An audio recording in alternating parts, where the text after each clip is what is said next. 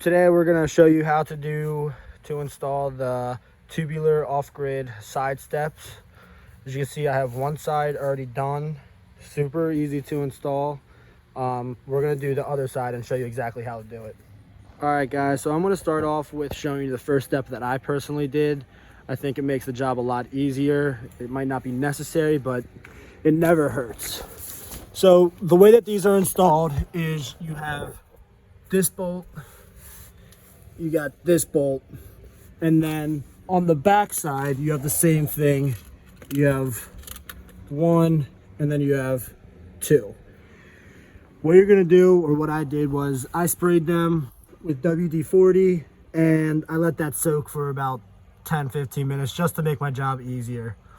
Once you're done that, you're gonna take a 16mm deep set socket and go ahead and loosen them and take them all the way off. Make sure you keep them because you will need them again. All right guys, so we got all the nuts off. They came off super easy. When you open the box, when these are delivered to you, right when you open it, you'll see obviously the step sides, and on the cardboard packaging, you'll see a bag that has washers. Do not lose them. It comes with 4. There's 2 for the front passenger, 2 for the back passenger. Comes with an additional 2 for the front driver side and the back driver side as well. Underneath the Jeep, you're gonna see this guy right here. That slides into here, and then you'll have the room for the 2 bolts to go through here. Same thing with the back. I will tell you, for this spot, this job, you are gonna need 2 people or some sort of stand to hold this on while you get the nuts on. This is by far the hardest part of the job, but once you get this, you're done. To make things easier, I'm gonna get them all on and show you from there on out. All right, so we got the step side installed.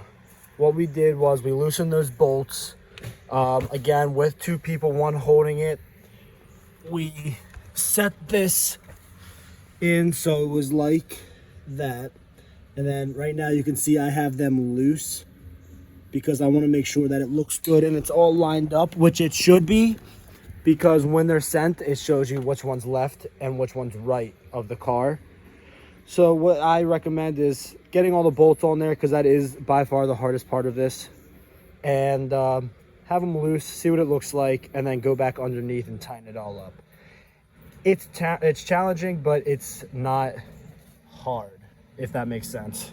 It's the hardest part of the job, but it's still super easy.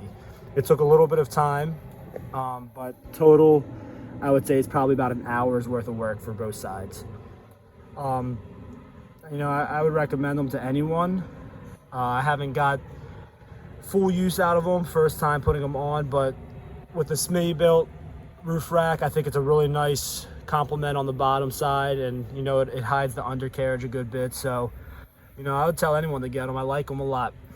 And once they're tightened up, they're going to look a little bit better, a little bit sharper, a little bit straighter, and from there we should be all set. Highly recommended.